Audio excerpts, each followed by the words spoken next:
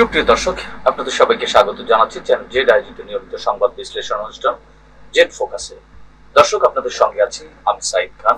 আর আলোচনার জন্য প্রতিদিনের মতো আমাদের সাথে আছেন একজন অতিথি। আজকে আমাদের সাথে আছেন সিনিয়র সাংবাদিক কলামিস্ট আমিরুল ইসলাম কাগজি। আমিরুল ইসলাম কাগজি ভাই, আপনাকে স্বাগত জানাচ্ছি আজকের আলোচনায়। ধন্যবাদ সাইদ খান। দর্শক, আপনারা জানেন আমরা প্রতিদিনই কোনো না কোনো বিশেষ সংবাদ ধরে বিশ্লেষণ করছি। আজও আমাদের মধ্যে এরকম দুই তিনটি খবর রয়েছে যেগুলোর বিশ্লেষণ শুনবো আমাদের আজকের অতিথি আমিরুল ইসলাম কাগজির মুখ থেকে। কাগজি ভাই, আপনিও নিশ্চয়ই দেখেছেন যে সকাল থেকে রিক্সা ভ্যান ইজি বাইক সংগ্রাম পরিষদের নামে 7 দফা দাবি দিয়ে রাজধানী ঢাকা সহ বেশ কয়েকটি জায়গায় আন্দোলন চলছে। ঢাকায় জাতীয় প্রেস ক্লাবের সামনে তাদের 7 দফা দাবি বাস্তবায়নের দাবিতে নেতাকর্মীরা বিক্ষোভ চালিয়ে যাচ্ছে আজকে।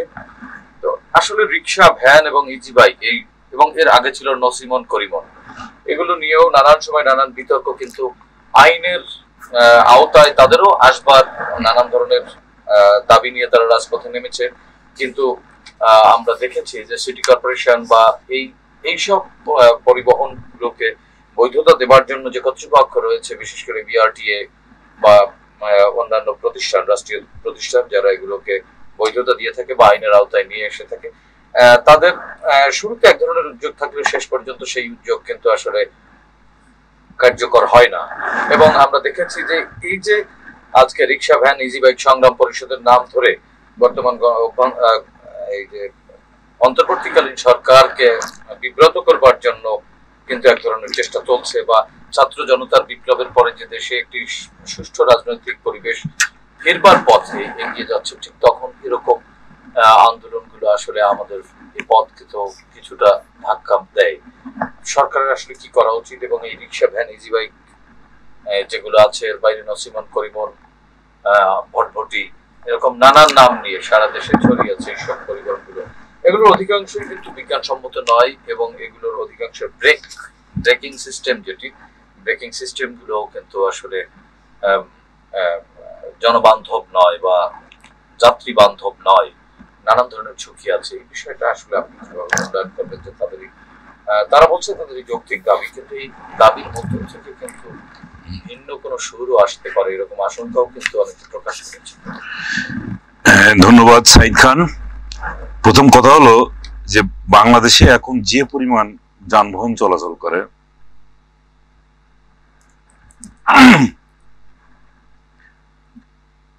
ধন্যবাদ সাইদ খান। প্রথমে এই কথায় আসি যে বাংলাদেশে যে পরিমাণ, যে সংখ্যায় আমাদের যানবাহন চলাচল করে, এর মধ্যে বাস, মিনি বাস এইগুলোর জন্য নিবন্ধন আছে মাত্র 84,000। অথচ এই বিআরটিএ আমাদের কি করে, 20 ধরনের যানবাহনের নিবন্ধন দেয়। টোটাল নিবন্ধন হচ্ছে আপনার 62 লাখ। আচ্ছা, এর মধ্যে ট্রাক এগুলো তো আছে। আর বর্তমানে যে ব্যাটারি চালিত যে সমস্ত অটোরিকশা আছে, এগুলোর কিন্তু কোনো নিবন্ধন নেই। আমাদের কিছু নিবন্ধন আছে অটোরিকশা এবং অটো টেম্পু, এর সংখ্যা হচ্ছে আপনার 3,42,000। আর টোটাল এখন এই অটোরিকশা, তারপরে এই ব্যাটারি চালিত রিক্সা, এইগুলো মিলে সারা দেশে চলে এখন 60 লাখ। হিসাব করে দেখেন, ঢাকা শহরেই চলে হচ্ছে 10 লাখ, আর ঢাকার বাইরে চলে 50 লাখ। আচ্ছা, এই অবৈধ বলতে আপনি এদের নিবন্ধন নেই, এরা কোনো কিছু এখন ট্যাক্সের আওতায় আসে নাই, তারপরে খাজনা কোনো কিছু দিচ্ছে না। এটাকে সরকার নিয়ে আসতে পারে, নিবন্ধনের মধ্যে নিয়ে আসতে পারে।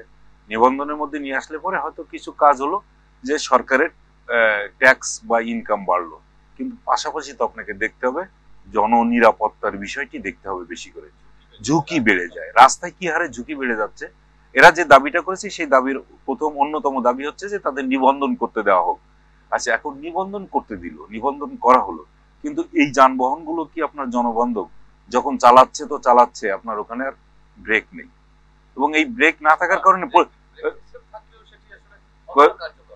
কার্যকর না। আর 2 নম্বর হলো যে একই রাস্তায় আপনার 100 কিলোমিটার বেগে গাড়ি চলছে, আবার সেই একই রাস্তায় যদি আপনি 20 থেকে 25 কিলোমিটার গতির গাড়ি চালাতে দেন, তাহলে কি দাঁড়াবে? কি সেখানে আপনার হয় কোনো না কোনো যেটা গণপরিবহন, বাস, মিনি বাস, এগুলোর গতি কমে যাচ্ছে।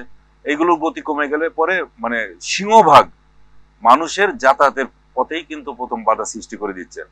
আর এই সিংহভাগ মানুষের গতিপথ যখন আপনি স্লো করে দিবেন বা আরো কর্মঘন্টা ধীর গতিতে নিয়ে আসবেন, তখন তো আপনি টোটাল ইনকামের মধ্যে কিন্তু একটা বড় ধরনের প্রভাব পড়ে যাচ্ছে। তাহলে আপনি কোন দিকে যাবেন? আপনাকে তো দুই দিকেই, জননিরাপত্তা, ইনকাম, তারপরে মানুষের কর্মঘন্টা, এগুলো সব বিবেচনা করেই তো আপনাকে সামনের দিকে এগুতে হবে। আচ্ছা, আপনি এখনই যে যে বড় বড় রাস্তায় যে অটোরিকশাগুলো চালানো হচ্ছিল, কয়েকদিন ধরেই আপনারা দেখছেন, এই হাইকোর্ট থেকে যখন একটা অর্ডার আসলো, এর আগ পর্যন্তই আপনারা দেখছেন যে বড় বড় রাস্তাতেও পর্যন্ত এই ব্যাটারি চালিত রিক্সা চলছে। তা এইটা যদি চলতে থাকে, এবং আমরা দেখেছি যে বিভিন্ন সময় হঠাৎ হঠাৎ গাড়ির সামনে এসে পড়ে যাচ্ছে এই ব্যাটারি চালিত রিক্সা, উল্টে যাচ্ছে, না উল্টে যায়, তারা তো এই যে গতি রাখতে পারেন। আপনি একটা রিক্সা মানে এমনি স্বাভাবিক পায়ে চালিত প্যাডেল চালিত যে রিক্সা, তাতেও কিন্তু আপনার একটা ব্যাটারি লাগিয়ে দেওয়া হয়েছে। তো ও যখন চালাচ্ছে তখন ওর তো গতি ঠিক থাকছে না, তো গতি ওজন গতি কোনোটাই ঠিক থাকছে না। আর একই ভাবে আপনার ঢাকা শহরে তো এই অবস্থা আছে, আর একই ভাবে চলে গেছে কিন্তু আপনার গ্রাম পর্যায়ে। গ্রামে আপনি যদি এখন যান, তখন দেখবেন যে রাস্তাঘাটে মানে একেবারে খুব কম চলাচল করে যে মানুষ যে সমস্ত জায়গায়, সেখানেও কিন্তু এখন যানজট লেগে থাকে এই অটোরিকশার কারণে। এই অটোরিকশা যে সমস্ত হাইওয়েতে পর্যন্ত চালানো হয়, যেদিনকে এই বিগত সরকারের যে সেতু মন্ত্রী ছিল ওবায়দুল কাদের, তিনি কিন্তু বারবার বলছেন যে হাইওয়েতে কোনো অবস্থাতেই অটোরিকশা চালাতে দেওয়া যাবে না, কিংবা ঢাকা শহরে অটোরিকশা এখন চালানোর সময় আসে নাই। এইটা বলার পরে যে মুহূর্তে এই যে অটোরিকশা চালকরা রাস্তায় নেমে গেল, পরের দিন ওই সাবেক প্রধানমন্ত্রী উনি বলে দিলেন যে না, তাদের কথাগুলো বিবেচনায় আনতে হবে, এবং তিনি অটোরিকশাকে কিন্তু ওই সময় ওই যে ব্যাটারি চালিত রিক্সা ওকে করে দিলেন। দেওয়াতে কিন্তু এই যে ঝামেলাগুলো এখন যেটা উনি পাকাই দিয়ে গেছেন ঝামেলা, এইটা কিন্তু এখন বহন করতে হচ্ছে এই গভর্নমেন্টকে। উদুর পিন্ডি এখন বুদুর ঘাড়ে এখন চাপিয়ে দেওয়া হলো। এই চাপিয়ে দেওয়া ওই সময় কিন্তু নিষ্পত্তি হয়ে যেতে পারতো যে আমরা ঠিক আছে এই ব্যাটারি চালিত রিক্সাগুলো এই যে আপনার ছোট ছোট অলি গলিতে আপনি নিয়ে যান, বা পাড়া মহল্লায় চলুক, এখানে তো সমস্যা হতে পারে না। আর পাড়া মহল্লায় আপনার চলতে পারে, যে যেহেতু মানে ছোট ছোট পরিবার থাকে, ছোটখাটো মানে ছোট দূরত্ব, ছোট ইনকামের লোকজনও থাকতে পারে, তারা তো আর বড় বড় গাড়িতে চড়তে পারবে না, ওরা এই ছোট ছোট ব্যাটারি চালিত গাড়িতে চড়তে স্বাচ্ছন্দ্য বোধ করে। তাহলে তো আপনি এই জায়গাটাও তো ক্লিয়ার করতে পারেন। তা আপনাকে তো সব চিন্তা মাথায় নিয়ে তারপরে আপনার আর একটা বিষয় আছে, আপনি এখানে যারা এই যানবাহন, তারপরে সড়ক, এই সমস্ত ব্যাপারে এক্সপার্ট, বুয়েটের কাছ থেকে আপনারা মতামত নিতে পারেন। মতামত নেওয়ার পরে এখনো পর্যন্ত কিন্তু সঠিকভাবে জরিপ হয়নি যে আমাদের রাস্তাঘাটে এই ধরনের ব্যাটারি চালিত যানবাহন চললে পরে কি ধরনের ক্ষতি হতে পারে, এটার উপরে কিন্তু এখনো কোনো জরিপ নেই। তো জরিপ যারা চালাবে তাদের উপরে কি আপনাকে একটু তাদের মতামত নিতে হবে না? আমি মতামত না নিয়েই আপনি নিজেই একটা এক্সপার্ট সেজে বসলেন যে না, এখন থেকে পুরা সারা শহরে ব্যাটারি চালিত রিক্সা চলবে। তাহলে আপনার জনগণের যে নিরাপত্তা, জনগণের চলাচলের যে বিঘ্ন ঘটাচ্ছেন, এই বিষয়টা কিন্তু আপনি একবারও মাথার মধ্যে নেন নাই। আর ওইটা নিয়েই এখন এরা কি করছে, ওই মানে ঠিক আপনি কয়েকদিন আগে গত পরশু দিনকেও দেখছেন মনে হয় কিনা জানি না, ওই যে তিতুমির কলেজের একজন ওই যে টিভির সামনে এসে বলছে যে আমরা তিতুমির কলেজের ছাত্রছাত্রী লেখাপড়া শেষ করে এখন কোনো কিছু করতে পারছি না, এই ব্যাটারি চালিত রিক্সা চালিয়েই আমাদের সংসার চলে, শিক্ষিত জনগোষ্ঠী। আমার ছোট ভাই একজন, সেও এই তিতুমির কলেজের ছাত্র, কিন্তু খুঁজে দেখা গেল যে ওরা একটা বড় ধরনের সমাবেশ করছে, দেখা গেল এরা সব ছাত্রলীগের এবং পদধারী ছাত্রলীগের নেতাকর্মী। তো এরা এই ওই যে আগের যে ধারাবাহিকতা, ওই ধারাবাহিকতা ধরে এখন এই বর্তমান সরকারকেই মানে আনসার গার্ড এরা এর মধ্যে এই যে ছাত্রলীগের লোকজন কিন্তু এর মধ্যে কিন্তু ঢুকাই দিয়ে দিছে। আর এরা নিজেরা এখন দম্ভ ভরেই কিন্তু বলে যাচ্ছে যে আমরা এই ব্যাটারি চালিত রিক্সা তারা এখন চালাতে চায়, যে জনগণের সমস্যা হোক আর না হোক এটা কিন্তু তারা দেখতে চাচ্ছে না। তারা দেখতে চাচ্ছে মূলত এই সরকারকে কিভাবে বর্তমান বেকায়দায় ফেলানো যায়, এবং সরকার যেহেতু এইটা মানে নিয়ন্ত্রণ করার ক্ষেত্রে তাদের যে আইন শৃঙ্খলা রক্ষাকারী বাহিনী ওই পরিমাণ কিন্তু এখন নেই। অনেক পুলিশ এখনো পর্যন্ত আপনারা জানেন যে তারা অবশ্য মানে নিষিদ্ধ ঘোষিত হয়ে গেছে, তারা কর্মে যোগদান করে নাই বলে পুলিশের সংখ্যা কিন্তু অনেক কম। ফলে এই জায়গাগুলোতে এখন অনেক সময় সেনাবাহিনীর সদস্যদেরকে নামাতে হচ্ছে। আর সেনাবাহিনীর সদস্যরা যখন নামছে তখন কোথাও না কোথাও লাঠিচার্জ করতে হচ্ছে। আর এইটা দেখবেন আপনি ওই যে আওয়ামী লীগের বিভিন্ন রকম ফেসবুক, তারা বিভিন্ন জায়গা থেকে ঘুপচি থেকে বের করে তারা দেখাতে চাচ্ছে যে এই যে কি বলে ন্যায্য দাবিতে যারা মাঠে নেমেছে তাদের উপরে সেনাবাহিনীকে নামিয়ে দেওয়া হয়েছে, তাদের উপরে অত্যাচার নির্যাতন চালানো হচ্ছে। অর্থাৎ এই অন্তর্বর্তী সরকারকে বিব্রতকর অবস্থায় ফেলানোর পাশাপাশি সেনাবাহিনীকেও কিন্তু একইভাবে একটা বিতর্কের মধ্যে ফেলে দেওয়ার তাদের নিরন্তর চেষ্টা দেখা যাচ্ছে। হ্যাঁ, কাজী ভাই, আরেকটি সংবাদ আমাদের হাতে আছে। আমাদের ভয়েস অব আমেরিকা একটি জরিপ পরিচালনা করেছে। আগামী জাতীয় সংসদ নির্বাচন কবে হবে এই বিষয়টি তারা জানতে চেয়েছে এবং বাংলাদেশে বিভিন্ন পর্যায়ে তারা কাজ করেছে। আগামী 1 বছরের মধ্যে জাতীয় নির্বাচন চেয়েছেন 61.1% মানুষ এবং এই অন্তর্বর্তীকালীন সরকারের সংস্কার কাজ শেষে 65.9% মানুষ জাতীয় নির্বাচনের অনুষ্ঠানের পক্ষে মত দিয়েছে এবং 18.7% লোক চান 2 থেকে 3 বছরের মধ্যে নির্বাচন এবং 8.6% মানুষ নির্বাচন চান 18 মাসের মধ্যে। সবচেয়ে কম 5.8% জনগণ 4 বছর বা তার চেয়ে বেশি সময় পর আগামী নির্বাচন হওয়ার পক্ষে মত দিয়েছেন। তো এখন এই বিষয়টি আসলে এই ধরনের জরিপ আমরা বিভিন্ন সময় দেখে থাকি। এই তৃতীয় বিশ্বের নির্বাচন নিয়ে আসলেই আমেরিকা এরকম এক ধরনের জরিপ বা তারা এক ধরনের রিসার্চ করে থাকে। ওনাদের এই জরিপ যদি আমরা সঠিক ধরি সেক্ষেত্রে এই যে 61.1% মানুষ 1 বছরের মধ্যে নির্বাচন চায় এবং সংস্কার শেষে 65.9% মানুষ নির্বাচন চায়, এই বিষয়টি আপনি একটু বিশ্লেষণ করবেন। তাদের এই মতামত আসলে কতটা সঠিক বা জরিপকে আপনি কতটুকু কিভাবে মূল্যায়ন করবেন? ধন্যবাদ। আপনি এখানে একটা জিনিস খেয়াল করেন যে সংস্কার শেষে নির্বাচন চায় হচ্ছে 65.9%। আমি সেইখানে আসি প্রথমে। সংস্কার কিন্তু একটা চলমান প্রক্রিয়া। এটা আজকে আপনি শুরু করে দিলেন কিন্তু এটা শেষ করতে পারবেন? আপনি ধরে নেন সংবিধান আপনি সংস্কার করবেন, আজকে শুরু করে দিলেন, এটা কি এই পাশ করাইতে পারবেন? এখন তো ওটা তো পাশ করাইতে পারবেন না। আচ্ছা, তারপরে আপনি নির্বাচন কমিশন সংস্কার, আপনি কি একদিনেই কি পারবেন? কোনোদিন। আপনি হিসাব করেন ভারতের মতো দেশে দীর্ঘ প্রক্রিয়ার মধ্য দিয়ে একটার পর একটা সংস্কার করতে করতে তাদের এমন একটা জায়গায় এসে পৌঁছেছে যেটা এখন প্রাতিষ্ঠানিক একটা রূপ নিয়েছে। আর প্রাতিষ্ঠানিক রূপ নেওয়ার ক্ষেত্রেও কিন্তু কখনো কখনো ওখানে ভারতে আমরা দেখেছি যে নির্বাচন কমিশন এবং বিচার বিভাগ একেবারে গলাগলি করে একে অপরের কাঁধে হাত রেখেই কিন্তু তারা নির্বাচনটা সম্পন্ন করে।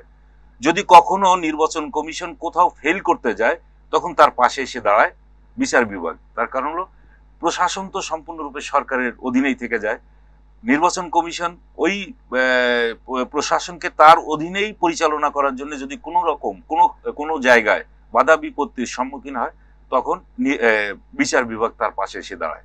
তো এটা তো একদিনে হয়নি। আপনি হিসাব করেন সেই আস্তে আস্তে তারা একটা পর্যায়ে আসছে যে এখন তাদের নির্বাচন কমিশন কিন্তু একটা প্রতিষ্ঠান হিসেবে দাঁড়িয়ে গেছে। আমরা কোনো অবস্থাতেই এই গত 53-54 বছরে আমরা এখনো পর্যন্ত আমাদের নির্বাচন কমিশনকে সঠিক রাস্তায় রাখতে পারি নাই। বিভিন্ন সময় আমাদের সংস্কার হয়েছে, এর মধ্যে আমরা 4টা নির্বাচন হয়েছে তত্ত্বাবধায়ক সরকারের সময়। সেই সময় আপনি খেয়াল করেন নির্বাচন কমিশনের পাশে দাঁড়িয়ে গেছিল তত্ত্বাবধায়ক সরকার। ফলে হয়েছে কি, কোনো জায়গায় কোনো দল যদি কোনো মানে প্রভাব বিস্তার করতে যায় তো তার পাশে যে দাঁড়িয়েছে তত্ত্বাবধায়ক সরকার। তাহলে সরকার এবং নির্বাচন কমিশন এই দুইটাও আমাদের এখানে ঠিক হাতে হাত ধরে কাঁধে কাঁধ মিলিয়ে তারা নির্বাচনটা অত্যন্ত শান্তিপূর্ণভাবে করেছে। বাংলাদেশে যে 12টা নির্বাচন হয়েছে এর মধ্যে 4টা নির্বাচন এখনো পর্যন্ত আমরা দেখতে পাই যে ত্রুটি মুক্ত একটা, মানে 4টা নির্বাচন এবং উৎসব মুখর পরিবেশে। এইরকম উৎসব মুখর পরিবেশে কিন্তু মানে বাংলাদেশের কোনো নির্বাচন হয় না। তো এই নির্বাচন কমিশনকে আপনি সংস্কার করবেন, সংস্কার করার জন্য মানুষকে আপনি দায়িত্ব দিয়েছেন, তারপরে তারা কাজ করে যাচ্ছে। তারা কাজ করে কতদিন করবে? অনন্তকাল ধরে করবে না, তারা সময় নিয়েছে আর 3 মাসের মধ্যে তারা কমপ্লিট করে দিবে। তাহলে 3 মাসের মধ্যে যদি দিতে চায় তাহলে দেখা যাবে জানুয়ারি মাসের মধ্যে তারা একটা রিপোর্ট দিয়ে দেবে। এই রিপোর্টের ভিত্তিতে আপনি নির্বাচন করবেন। তারপরে গণমাধ্যম সংস্কার কমিশন একটা করেছেন, তারাও তো মানে তাদের সাথে তো নির্বাচনের কোন রকম মানে সংশ্লিষ্টতা নেই। তারপরেও আমরা বলবো যে পরবর্তী সরকার যখন আসবে তারা এই গণমাধ্যমের যে সংস্কারগুলো করে যাবে, তারা যদি সেই সংস্কার বাস্তবায়ন করে, তাহলে সেখানেও কথা থাকবে রাজনৈতিক নেতাদের একটা এক ধরনের বক্তব্য থাকে, সুশীল সমাজের এক ধরনের বক্তব্য থাকে। দুইটার সমন্বয়ে কিন্তু আমাদের গণমাধ্যমের স্বাধীনতাকে মানে নির্ধারণ করতে হয়। সেটাও একটা চলমান প্রক্রিয়া। তারপরে সংবিধানের কথা বললাম, সেটাও একটা চলমান প্রক্রিয়া। এবং এই চলমান প্রক্রিয়ার এক পর্যায়ে যে তখন আমাদের নির্বাচনও সম্পন্ন করতে হবে। এখন 65% বা 66% লোক যদি সেটা চায়, এই চাওয়াটাকে কিন্তু আমি খুব বেশি মানে অবান্তর মনে করছি না। তারা চাইতে পারে, তারাও নির্বাচন এই সংস্কার শেষে যে করবে, সংস্কার শেষ তো কিন্তু হতে পারছে না, তারাও বুঝবে। আর এখন সংস্কারের আগেই মানে নির্বাচন যারা চাচ্ছে মানে 1 বছরের মধ্যে তারা চাচ্ছে যে 61% বা 62% যে সংখ্যক মানুষ নির্বাচন চাচ্ছে, এরা কিন্তু একটা জিনিস খেয়াল করেন, তারা তাদের মাথার মধ্যেও কিন্তু বিষয়গুলো থাকে যে সংস্কার তো হবে। 61% মানুষও কিন্তু সংস্কার চান। হ্যাঁ, সংস্কার চান, সংস্কার করেই তারাও বলছে যে সংস্কারও চলুক, নির্বাচনও চলুক। আর একটা জিনিস খেয়াল করেন, আপনি এই সরকার কতদিন থাকবে কি থাকবে না, কতদিন থাকবে, মূলত এটা একটা আনসার্টেন, যে আপনার 1 বছর থাকতে পারে, 2 বছর থাকতে পারে। তো যখন একটা এই মানে আনসার্টেনিটি থাকে একটা সরকারের মধ্যে, তখন কিন্তু ডেভেলপমেন্টের ক্ষেত্রে অনেক সমস্যা হয়ে যায়। তারপরে বিভিন্ন মানে কেন্দ্র থেকে কিছু কিছু মানে সমস্যা সৃষ্টি করার একটা প্রবণতা দেখা যায়। তারপরে যারা আমাদের এখানে বিনিয়োগ করবে, সেই বিনিয়োগকারীরাও কিন্তু একটা অনিশ্চয়তার মধ্যে থাকে, যে এখানে এই গভর্নমেন্টের সঙ্গে একটা আমরা এগ্রিমেন্টে যাব, সেই এগ্রিমেন্ট কতদিন রাখতে পারবো কি পারবো না, বা পরবর্তী সরকার আসলে তারা বা সেটা রাখবে কি রাখবে না, এই ধরনের। হ্যাঁ, কেননা তারা তো যারা এখানে বিনিয়োগ করবে তারা তো চাইবে বেনিফিট চাইবে, তারা সবসময় লাভের দিকটাই চিন্তা করবে না, বাণিজ্য মানেই তো লাভ। তো সেই বাণিজ্য, তার অর্থ কোনো অবস্থাতে সে ঝুঁকির মধ্যে ফেলতে চায় না। তাহলে যখনই তারা দেখবে যে বাংলাদেশে একটা স্থিতিশীল গভর্নমেন্ট আছে, তখন কিন্তু তারা এই সরকারের সঙ্গে মানে কোনো চুক্তিতে আসতে চায় এবং আসে। তো আপনি যদি দীর্ঘ মেয়াদে একটা দেশকে এরকম অস্থিতিশীল বা আনসার্টেনিটির মধ্যে রাখেন, তখন তো আপনার ডেভেলপমেন্ট থেমে থাকবে। আচ্ছা, এখানে আরেকটা কথা এখানে আমি বলবো, এই আমাদের তথ্য উপদেষ্টা নাহিদ ইসলাম একটা কথা বলেছেন যে নির্বাচন নিয়ে এত তাড়াহুড়া চলছে, এই কথাটা বলেছেন। এবং বলছেন যে আওয়ামী লীগ যেহেতু একটি ফ্যাসিবাদী কায়দায় গত 15-16 বছর ধরে তারা দেশ শাসন করেছে, তারা গণহত্যা চালিয়েছে, মানবাধিকার লঙ্ঘন করেছে, গুম খুন বিচার বহির্ভূত হত্যাকাণ্ড ঘটিয়েছে, অর্থাৎ তাদের একটা বিচার করতে হবে। তো অবশ্যই বিচার করতে হবে, সবাই চায়। তার কারণ হলো যে একেবারে নিরস্ত্র মানুষ তারা যেভাবে মেরেছে, 1500 থেকে 2000 লোক হত্যা করেছে, তারপরে 26,000-এর মতো মানুষ এখনো পর্যন্ত আহত, বিভিন্ন জায়গায় তারা চিকিৎসা নিচ্ছে। এর একটা বিচার তো অবশ্যই হতে হবে, এবং সেই বিচারগুলোর প্রক্রিয়া কিন্তু শুরু হয়ে গেছে। এই বিচার যদি আপনি একটা একটা করে ধরে যদি আগাইতে থাকেন, তাহলে এটা কিন্তু একটা দীর্ঘ মেয়াদে আপনার চলে যাবে। তাহলে কি আপনি ওই দীর্ঘ মেয়াদে চলে যাবেন? সেটাও তো হবে না। আপনি তো বিচার প্রক্রিয়া যখন শুরু করবেন, আপনার যখন একটা ট্রেন লাইনে তুলে দিবেন, সে তো চলতে থাকবে। এই চলমান প্রক্রিয়াটাকেই আপনাকে আগায় নিতে হবে। নাহিদের যে বক্তব্যটা, সেই বক্তব্যকে ওইভাবেই ধরতে হবে যে তারা আওয়ামী লীগের বিচার করতে চায় এবং স্টার্ট করে দিলে পরে তার পরবর্তীতে যে যারাই আসবে তারা সেই প্রক্রিয়াটাকে এগিয়ে নিবে। এই ধরনের কর্মকাণ্ড তাদের মধ্যে থাকতে হতে পারে। ধন্যবাদ আমিরুল ইসলাম কাগজি। আমরা বিশ্বাস করি যে বর্তমান যে অন্তর্বর্তীকালীন সরকার রয়েছেন, তারা সাধারণ মানুষের ম্যান্ডেট নিয়েই রাষ্ট্র পরিচালনার দায়িত্ব নিয়েছেন। এবং আজকে ভয়েস অব আমেরিকার আমরা যে জরিপ দেখলাম, সেই জরিপে 61.1% মানুষ আগামী 1 বছরের মধ্যে নির্বাচন চান, এবং 65.9% মানুষ সংস্কার কাজ শেষে নির্বাচন চেয়েছেন। হয়তো সংস্কার একটি ধারাবাহিক প্রক্রিয়া, একটা দীর্ঘ ধারাবাহিক প্রক্রিয়া।